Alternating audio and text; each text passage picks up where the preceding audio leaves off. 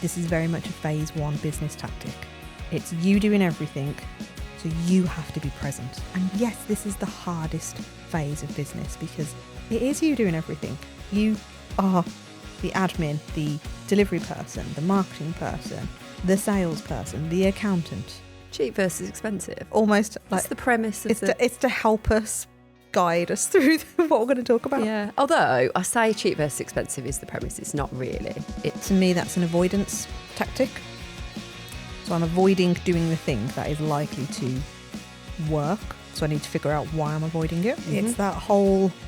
It's the human to human connection that's missing. A big chunk in the middle is missing, isn't it? As technology continues to flourish, continues to grow, continues to get better, that human connection is genuinely going to do only good things for you. Cheap versus expensive. It's the headline. You're laughing at. You notice how, I'm going to say over the last few months, we're never quite sure how to start these episodes. So we have to go in with like a thing. Cheap versus expensive. Almost like that's the premise of it's to help us, guide us through what we're going to talk about. Yeah. Although I say cheap versus expensive is the premise, it's not really.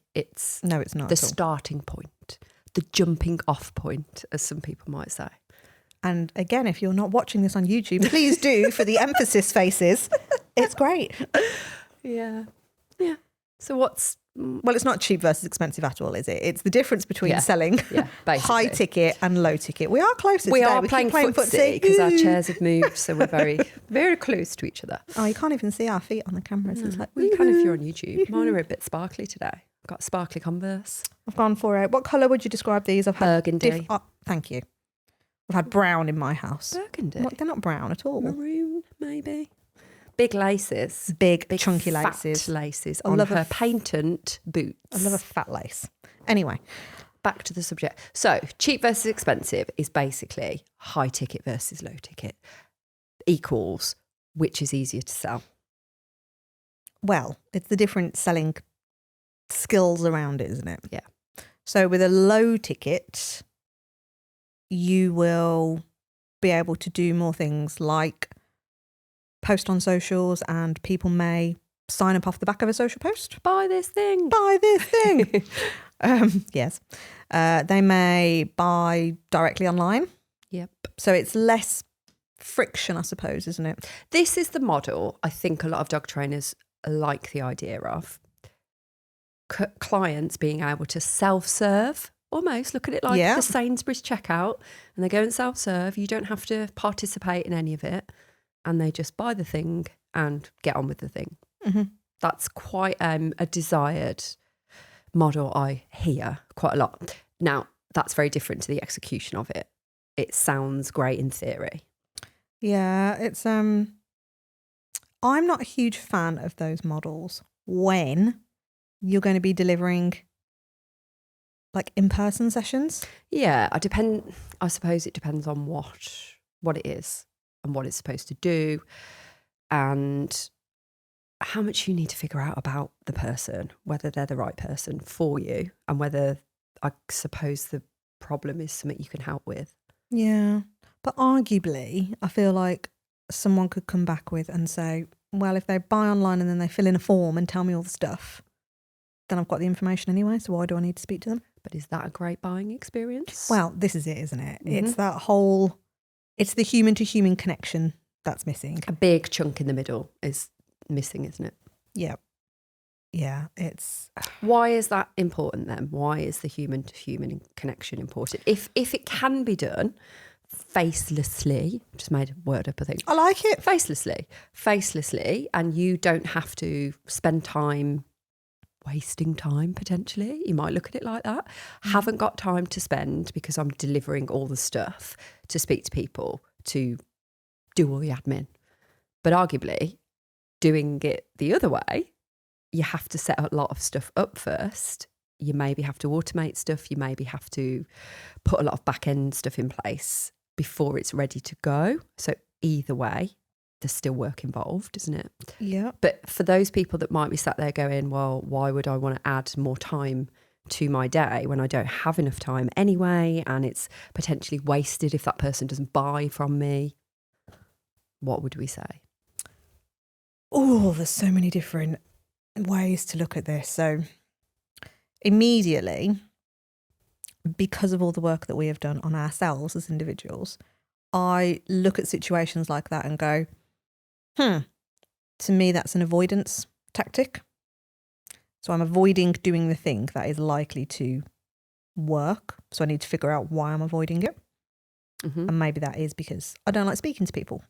Could be that. I don't want to speak on the phone, or the impostery stuff. I don't know. And then you tell yourself the story, don't you? It's like, well, I prefer to get all the information first so I know if I can help. And again, flip a coin argument for the other side.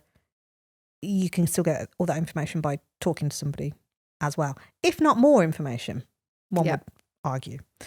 So, but I suppose it might be the awkwardness around then having to tell somebody that they're not right for you, or that you can't help them. That's probably the root of it, isn't it? And this is where I say my immediate thought on anything like this is it's avoidance of something. If we don't want to do something, there is a strong likelihood we're avoiding it. And also it could be the genuine lack of time thing. Like if there's no time in the day because every minute is being squeezed into delivery, there could potentially be that. And then that's sort of, to us, that says, well, that model needs changing then. If you've got no time to actually allocate to speak to people, if you don't have set maybe times in your diary where that happens on a weekly basis, for example, like there might be an afternoon a week where someone can book a call with you, or, you know, making sure that you plan for that eventuality. And I suppose that's a whole rejigging of the model and the way you work. It potentially could be. Yeah. And it's like, well, what type of business model is that? And is it working as hard as you want it to? So if you are genuinely making a load of sales by people booking online, or, you know, clicking a button here, or you doing it, conversing over text or email or what have you, if that's working and you're generating the income that you want to be generating and you're working the hours that you're wanting to work, brilliant. Like, don't change a thing. Don't listen to us. Don't change a thing. If, on the other hand, you are thinking, I'm busy enough, however, I'm not earning as much as I would like, and or maybe I'm not getting enough inquiries in, or earning enough, then this is where speaking to people is going to massively set you apart. And again, the way we look at this is very much a phase one business tactic. It's you doing everything, so you have to be present. And yes, this is the hardest phase of business because it is you doing everything. You are the admin, the delivery person, the marketing person, the salesperson, the accountant. All the stuff is on you. Yeah. Okay, so let's look at the differences then. So if we were to move away from less of the facelessness, what did I say? I can't remember the word, the faceless stuff, and we move towards the having a conversation, speaking to a human being, and we're sat there thinking like, oh my fucking God, like that terrifies me, because we know there's a lot of you out there that it does terrify. I'm one of these people when it comes to phone calls. I love speaking to people. I really love speaking to people. But if there's no, I suppose for me, it's a lack of framework around the conversation, a lack of system. If that isn't there, then I might go, oh God, where am I going to start? Where am I going to go? Where's it going to finish? So I think for probably a lot of people, the actual framework around the phone call is a biggie, isn't it? Yeah. Because if you feel confident in a starting point, an end point, and what you do in between, then the rest kind of just flows and comes more easily. So I think for me, it's that, you know, you would prefer to pick the phone up to somebody and I might prefer to message them. But actually, a phone call gets stuff done quicker.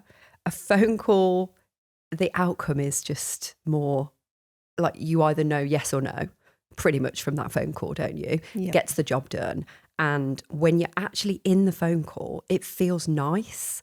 9 times out of 10, like I think it's a really nice experience. I like hearing this from you. I know. But I've always felt like that, but for some reason that's that almost like trepidation around actually, and especially if it's a cold call, and I don't mean like cold call as in pressuring somebody to buy something, but if it comes out the blue, and I know we hear this quite a lot, don't we, about, oh, I couldn't possibly call somebody when they're not expecting it. And really, you almost need to take your brain into that place and go, if they were that busy, they wouldn't answer it in the first place. And if they can't talk to you for any length of time, they'll tell you. And I'm sure that they're not going to be rude to you. It could happen, but I think for the most part, people are nice. And I think you just need a really clear, why are you making that phone call then? And if people have moved towards you in the first place, which, let's face it, that's what's going to have happened for the most part. You're going to have got an inquiry in and you call the person back. You're not really going through the yellow pages and finding a number. You're literally not going to just stab around in the dark and ring someone out the blue. You're going to be responding to somebody moving towards you. So that's very different, isn't it? Yeah. And it's the human brain does fascinate me. I was saying to you earlier, wasn't I, about my mum needed to go and see the doctor. Oh, yeah. And I was on the phone to my dad and he's like, oh, she still needs to go. Now, context, I'd already booked her an appointment, but of course you have to book it in advance. And I'm like, I'd rather her get seen sooner. So ring on the day and hope for the best that there's an appointment. So I'm on the phone to him and he goes, oh yeah, she still needs to go. I was like, okay, well, ring them then, Dad. You've got all day and see if they've got an appointment today. Oh, wow. Oh, I can't. I've got to get her ready for what you've just said. You're not going out all day. Well, I've got to give her a breakfast and do all of this stuff. I'm like, again, like, you can have the phone call in the background. Just do it. And again, I am mindful of my personality profile. I'm like, just do the fucking thing. Just do it. And he couldn't do it. So I was like, do you want me to do it, Dad? Do you want me to give him a call?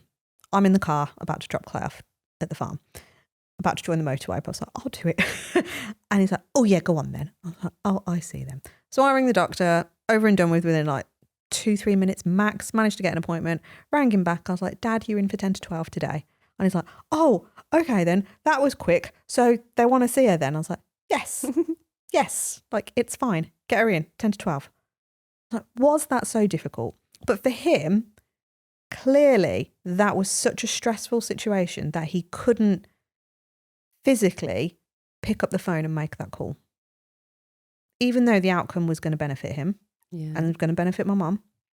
What do you think then in his head was going to happen? What was the fear around it, do you reckon? I genuinely don't know. And for me, this is the beauty and fuckwittery of the human brain.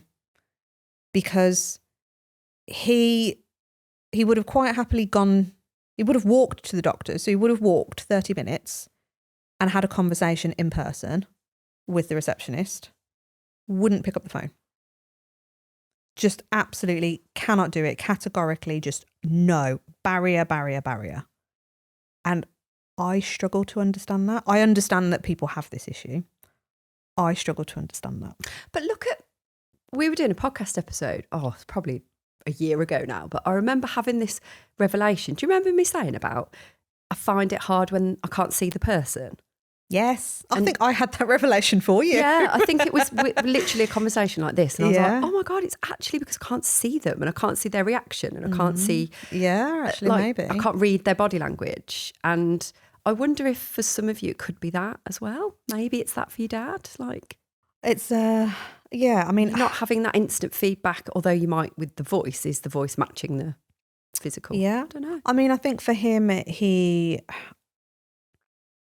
might say that he can't hear properly. I'm not aware that he's got any massive hearing ailments other than just age and a bit like, what? You say that again?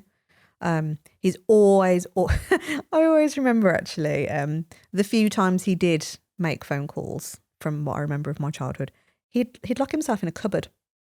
All right. Like couldn't cope with any external noise. It was just like, nope, I need to focus. And actually I've noticed Darren does that on phone calls as well. Like he can't make a call if there's other stuff happening. It's like, right, everything needs to go into that. And I used to sit there and be like, fucking hell, like I'm working in an office with like 150 people, open plan, making calls. There's no way that you couldn't not do that. Yeah.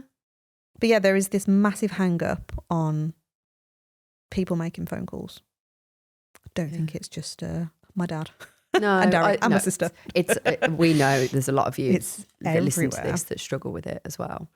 And do you know the other thing that popped into my head then was, I know I felt this before, especially with something like a doctor's surgery. They're busy, aren't they? So you hear, when you ring up the doctors, you can hear noise in the background, you can hear all the stuff. I sometimes feel like I'm inconveniencing them by ringing them up. I would have this in my brain of going, I need to be really quick here and just get off the phone straight away. I love this. This is such a difference between you and me. Well, not because I want to get off the phone necessarily, but I'm thinking about their situation. And I know I've worked in busy offices before and things like that. And I know, I don't know, it's this probably my kind of personality profile is like, I'm worried about what they're doing and overthinking that. And again, it might be the same thing of like, if I pick the phone up out the blue, even if somebody's moved towards you first, so even if you've had a text or an email and someone's interested and you just use that phone number that was on that message and you rang them back, what if they're busy? What if they're not going to take the information in properly? What if they're not in the right headspace? And again, I know that there are people that work with us that when they do the calls, they have to feel so prepped and so everything's got to be there in this kind of methodical way.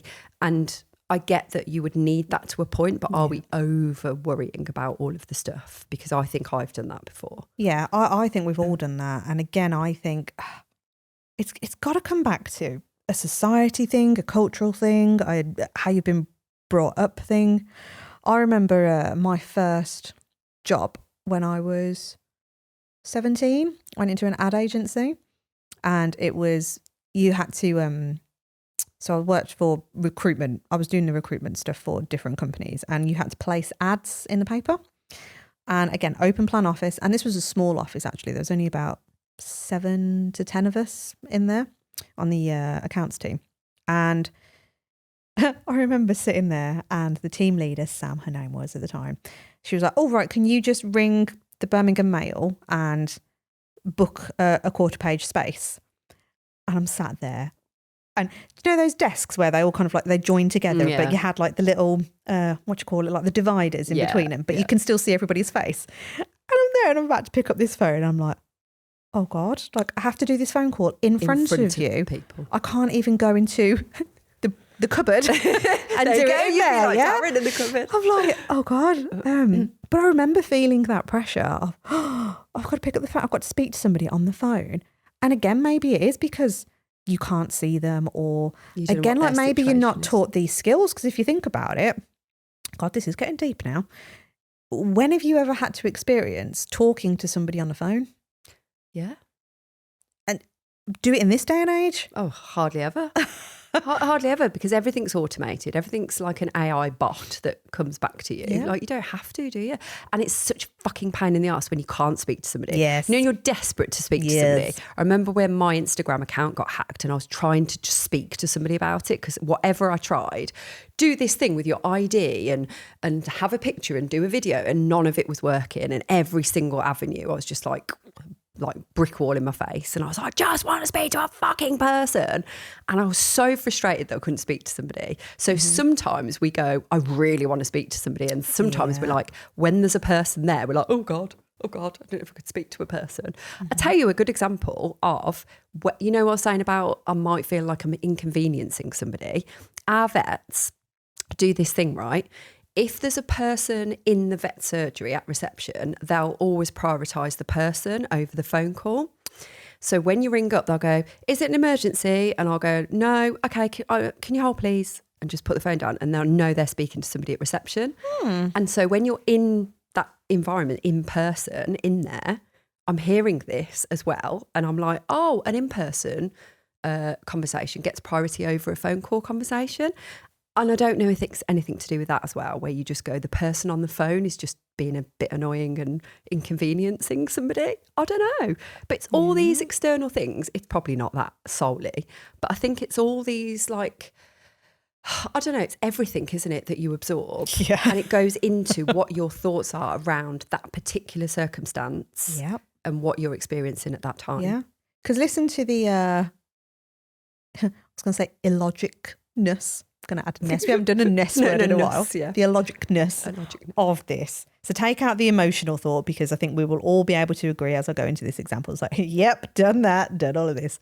However, let's try our best to look at it logically. So we get an inquiry in. We've got their phone number and an email address. And let's assume we've emailed them and we've heard nothing. So already our brain is telling us that person is not interested because they haven't emailed us back. Maybe you've followed up once or twice on email and still not heard anything. So now it's a definite, nope, they're not interested. If they really wanted it, they'd be checking their inbox and they'd be getting back to me. Yeah.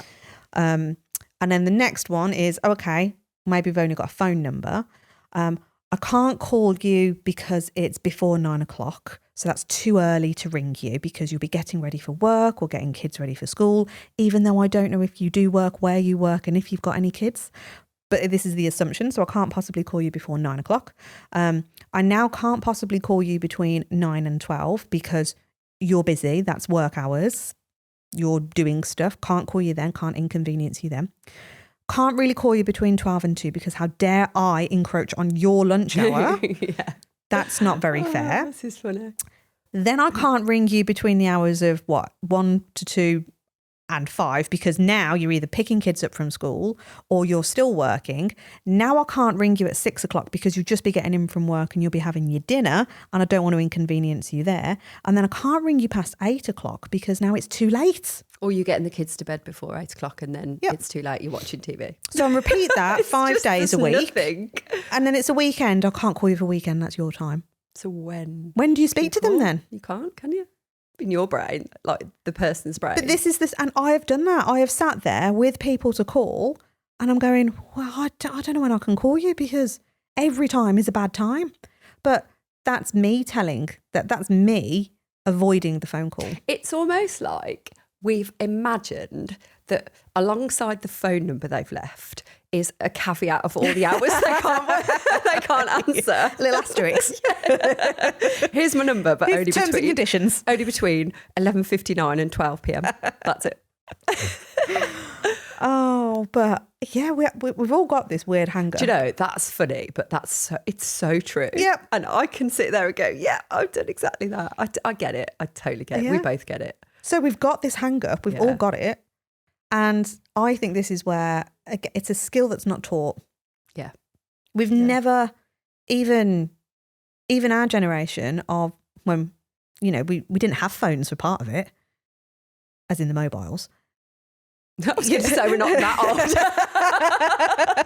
old. No. Alexander Graham Bell had invented the phone. No, not the mobiles. But you think about it, like, did you ever used to? I had a phone in my bedroom. I had one of those what?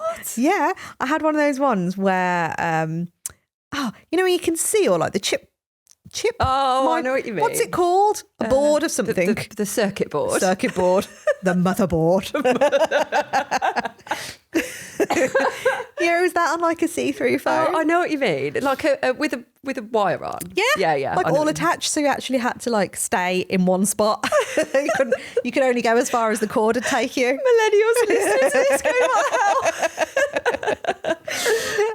the hell? So How can you have a phone in your room? I don't know. Oh just my had God, a phone in we my just room. have it in the kitchen. It wasn't like a personal. I didn't have its own phone number. It was the house number. Yeah, I know. I get that. We had one of those, with the little dialy button. The dialy thing, although at 9, you'd be dead, wouldn't you, if you rang 999? Oh, fucking hell, yeah. No. We had one of those until quite late on in the 90s, I would say. But I suppose even then, like, you still spoke to more people on the phone. Yeah, it was the only way of communicating in person. Earl on the phone call. And then that good old Tinterweb came out, and then you could never use, and you just my parents would be on me going, well, you get off the bloody computer, I need to use the phone. The dial-up. This is going off. It just wasn't worth the hassle, was it? God, no. But yeah, so I just don't think that we are taught these skills, so we just don't know how to do it. But this is where you did a post on your personal profile, I think, on Facebook the other day saying about have we lost the art of conversation? Oh, yeah. And it's exactly, it's kind of being forced upon us that we have lost the art of conversation. Yeah. Well, you and I, we've just sat down and had lunch. I would say there was a good 5 minutes where we were both on our phones not talking to each other. It was work related though. Yeah, but the point. Yes, I know. Don't take away my point. I'm not. Carry on your point. Keep going. But now I think, that art of conversation, we have lost it. And I think this is where we're fearful because it's the unknown. Yeah. Oh, that's like a little revelation I've just had. Is it? Yeah. Okay. The unknown, fear of the unknown, because you don't know what's going to happen. The unknown of talking of somebody to a human. picking. Yeah. It sounds That's really sad, isn't it? yeah, I've got to say, it sounds daft. It But makes me really sad. But if we're not, I think this comes back. Oh God, I could go off on a massive tangent here. But everything that you feel fearful around, like you could even put in imposter syndrome into that of being a dog trainer, that's because you haven't got enough hours in it. Yeah, you don't. You don't practice that skill. You're not well enough. versed enough in the craft of it, are you? That's it. No. You don't feel confident because it's yeah, you're right, it is unknown, isn't it? It feels clunky, it feels awkward, it feels disjointed because you don't, anything you do more regularly you get better at, don't you? Create the habit, do the thing. Dog training is a perfect example. Yep. We're just not doing it enough. We're not doing it, which is why you just have to keep practicing, especially your sales skills. You have to keep practicing it.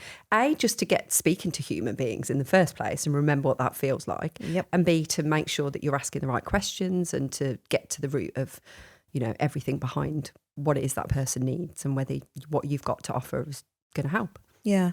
It's why when, like our clients, we encourage them to buddy up with each other and practice doing sales calls. Oh, yeah, but it's hard, isn't it? Doing the old, I'm saying it's hard. You're sat there going, I love it.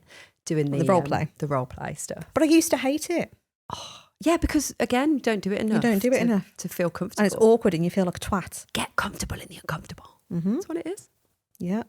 It is. It's really fucking scary to do things that you don't know. And then this is where I think we know that our brains are wired more emotionally. We know they're wired that way. So let's try and look at the logic as best as we possibly can. So back to that inquiry then, let's pick up the scary thing, the phone. And when you dial it and you hit the green button to ring, it rings and somebody might answer. Shock. What's going to happen? What's the worst that can happen? Play it over in your mind. It's like that thing about if I walk up there, I'll probably fall over and look a twat, like accepting an award. Yeah. God, I've thought this. We had that awards thing. And I'm like, oh my God. We went to a cinema, didn't we? We had to walk down all those steps. Where is it and at the top? Gee, and we were both wearing heels as well. And I was thinking, I'm going to look a twat. And then I thought, if I do fall over, so what? I would laugh. Oh, I know you would. And I know everyone else probably would. I'd be like, yes, I'd probably own it then. And Yeah, just you would. go, oh, fuck it. But it's that, isn't it? It's like, okay, if you fell over, then what? Obviously, we hope you don't break your leg or anything, but... Yeah. I think this is where it comes down to, again, having that self-awareness and you knowing yourself. So what do you need to feel more comfortable? Is it more practice? Is it going in with a framework and a script? Yeah. Is it playing out the worst case scenario? I think it's all those things, I would say. Yeah. Isn't it?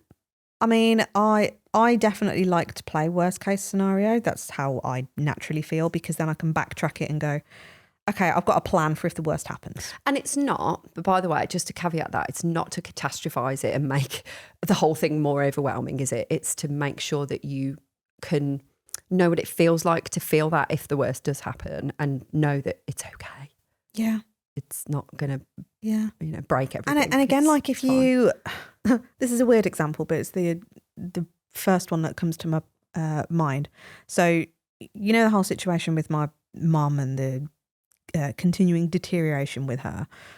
My dad's going in for an eye operation very soon, and there is a very high probability that he could come out blind. And I've been going on and on and on for months, deprofile, fucking sort of plan out, come on, like what is going to happen? What is going to happen? What is going to happen? My dad and my sister and myself, like still riddled with grief. We're all just handling it in different ways. Dad very much ostrich, not talking about it, don't want to accept it, don't want to talk about anything, scared about the upcoming eye op. It's in a few weeks' time. And finally, my sister has caught up and gone, shit, we need a plan. I'm like, yes, we do. So I think it was New Year's Eve, actually. They were over at ours. And Kelly kind of brought it up. And then I was like, oh, come on then, let's play it out. Like, what's the worst case scenario? And then Dad just completely shut down. And then Kelly went really moany at me going, oh, come on, Joe, it's New Year's Eve. You can't be talking about this now. And I'm like, well, when then? When's a good time to talk about all this stuff? But they both shut it down. And again, this is the difference in personality profiles. But then as the time has gone on, we're finally coming up with a plan. But for me to try and push it to go, well, what is the worst case scenario? Because for me, whilst I might come across as the bitch in that scenario, that's what I need. I need to know what is the worst case so that I can plan and then hope for the best that it doesn't happen. So anything above that is a bonus. But for my sister and my dad, they're going, I can't. It means I've got to face up to it. I can't bear to think about the worst case scenario. And I know this is an extreme example, but I think everyone can relate, because if you switch that into the thought process of picking up the phone and speaking to someone, it may be easy for somebody like me to say, well, what is the worst that's going to happen? And we joke in the accelerator that, well, what's the worst that's going to happen? Someone's just going to tell you to fuck off and die. Yeah. It's like, okay. Again, I love a fuck off and die now. I used to dread it, and now I'm like, give me a fuck off and die. I feel like I've made it when I get a fuck off and die. It's great, isn't it? And again, that is how we've become accustomed to it, because we've spent time in the scary place and realised it's not that scary. But if you're not there yet, then maybe don't go to that worst case scenario. Do what my dad and sister have done, which is go, okay, I'm not ready to go that far, but I'm happy to make a plan for this bit. Mm-hmm. So back to my mum's situation, what we've done is we've made a plan for 3 days around the operation.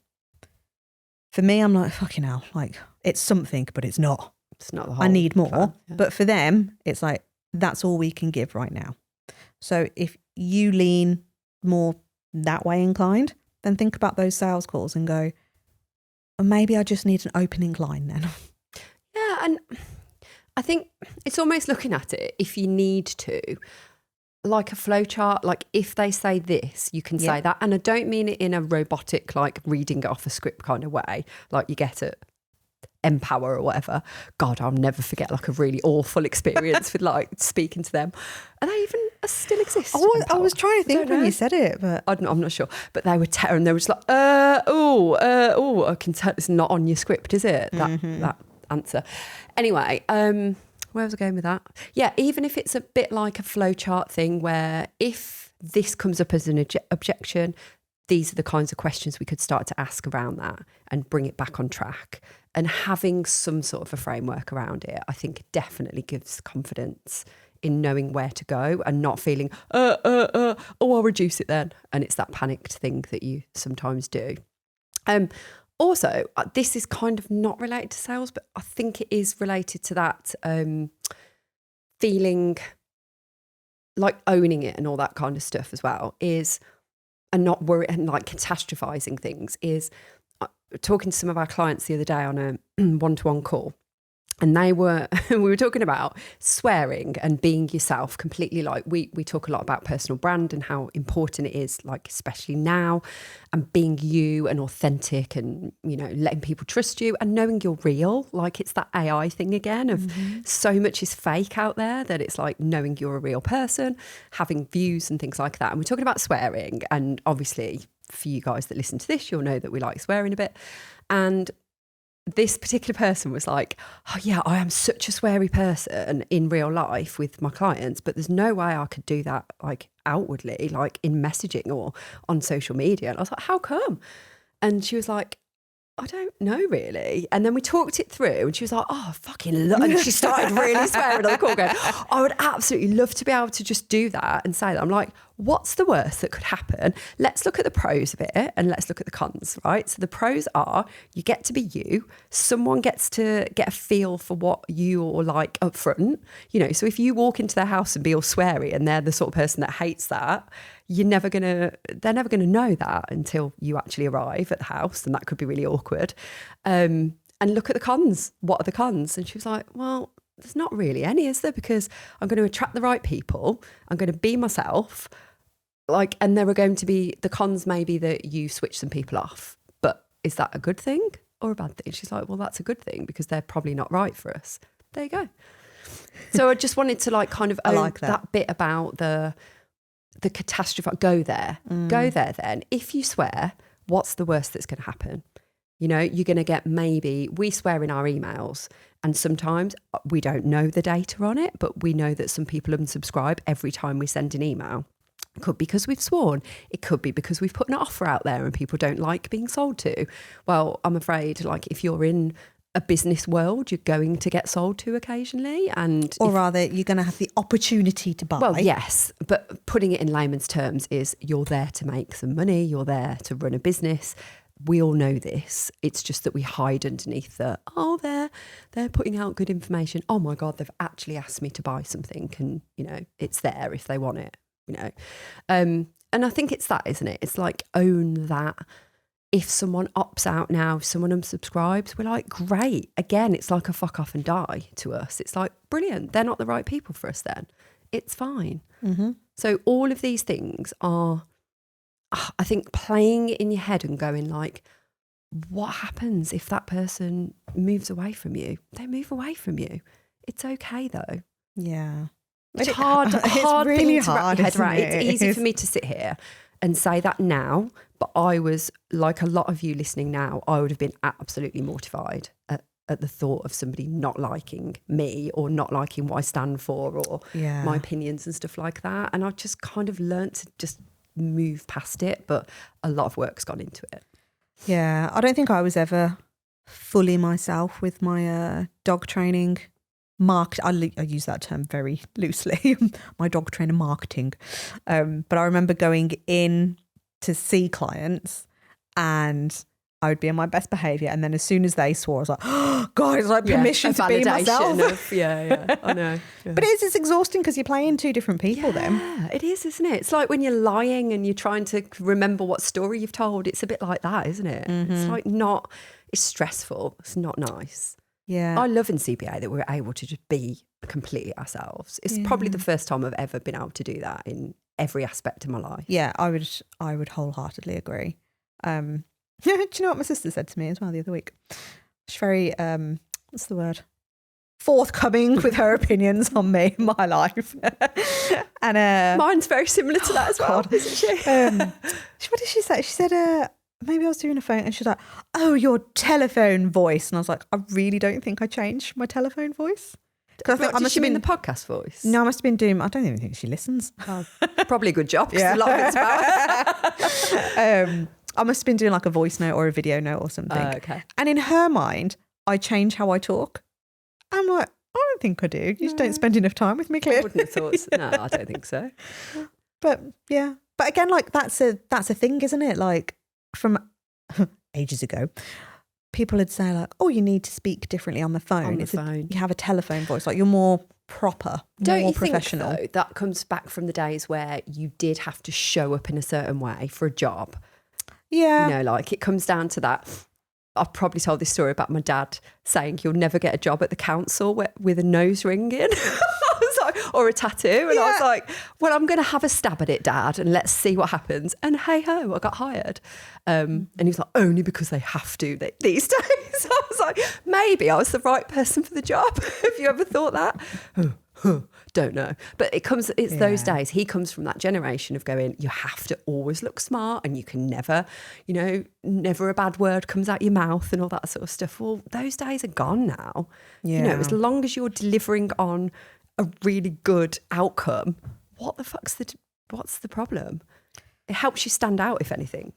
Wow. Yeah, this is it. And I think this is what we are so passionate about, and like speak to people. We are in a day and age now where that art of conversation is being lost. We are all addicted to our phones. Yeah. We are all included, addicted. Like we are as well. We're all addicted to the dopamine hit. Like, I don't even know what it is, but you can be stuck on a reel and there's like, oh, look, another reel. I've done it myself, and then I catch myself after like the fourth one going like, what the fuck am I doing? I listen to Gareth sometimes what he's watching, and it's just flicking up, and I'm like, what the fuck is that? And he's like, I don't know, but you've just lost 10 minutes of your life watching that there. I was like, I don't know what it is. Yeah. So to actually interject as a business owner and have a conversation with someone that might be interested in buying your services, to have a real life, an Earl/Virl conversation, we can then go, oh, look, I'm a human. And as technology continues to flourish, continues to grow, continues to get better, that human connection is genuinely going to do only good things for you. It's like we almost need to step back in time and remember, like, adopt the approaches that we used to have in the 90s. Not the dog training models that we used to have in the 90s, which are the same these days, but that kind of connection. Yeah. And that go back to basics, simplicity. Well, look at the pandemic. All the stuff. Yeah. Look at how much people craved. Struggled without the connection. And like, I need to see people. I need to talk to people. Like the total, oh God, it was a crisis of just mental crisis, wasn't it? Do you know what? I hated that period of time for many reasons, but that gave me hope that actually people do still really need that human connection part. Yeah. And it was a nice thing, wasn't it? Joe, and everyone was coming together and helping people, and all of that was so nice, wasn't it? And it just gave me a little fuzzy kind of feeling inside to go, yeah, we have still got that need and that desire to be a community and be together, and we do need each other, which is a nice. As much as people listening, maybe introverts, you're always going to split people into personality types, and you've got those extroverted people. Clearly Vicky and I fall into that more extroverted type. But this works for introverts as well. You don't have to be loud and garish, and you don't have to do any of that stuff. If anything, weirdly, I know this may shock you, in my dog training business, I would say I was a bit more of an introvert because I was scared, I was fearful to put myself out there because I thought I needed to be somebody that I wasn't. And I felt more safe and more like myself when I could show up just for my clients. And I didn't have to do all of that stuff out there. But all of that came from having the courage and the desire to be better at human connection and not go down a marketing route, but get really fucking good at having human conversations. Yeah, I think it's the thing that's going to propel you forward, because the personal brand is linked to that. People are going to connect with you. That's the human connection part. Getting the sales bit right, talking to people on the phone, that's the human connection part. So it's all interlinked, isn't it? The stuff that's going to make a difference in 2026 is the stuff that most people aren't doing very well as a dog trainer, and we understand why, but these are the things that have to change, because otherwise you are just going to get lost in a sea of everybody else, and everybody hiding behind a website and people buying stuff off a website click. Is that working great? Like we talked about earlier, if it's not, think about this instead. Yeah. And even if it is working great, like how can you interject a bit more human touch? Human touch points. Mm-hmm. We love a human touch point. I don't know why that's made me laugh. Weirdly, I've got Genesis in my head now with invisible touch, but I don't know. Invisible touch point. He needs to have an invisible touch. Human touch point. There we go. Yeah, on that note. I think we've covered it all. Well, there's always more. It all of, but I think the agenda for the episode, I think we've ticked it off, haven't we? Yep. Right. CTA. Are you going to do this on all of them now? Yeah. It's my little checklist. Right, come on. What do we want to say? Come and join the Facebook group. Come and hang out with us. Oh, did you know we've got a Facebook group? Yeah. What's it called? CBA Community. Are you really asking me that? Yeah. I don't know if it's Canine Business Academy No, because it was too long-winded. We've go. shortened it to CBA Community. CBA Community, business growth for dog trainers. Come and hang out with us. Come and find it. Because that's shorter, isn't it? Well, no. CBA Community will come up. It's semicolon or colon. Oh, I got this wrong the other day. Is it a colon? A colon is a dot. A semicolon is a dot, comma. I always thought it was the other way around, you know? Yeah, no. Okay, so it's CPA community, business growth for dog trainers. Stop making me laugh. Anyway, come and find it. We'll see you in there. Bye.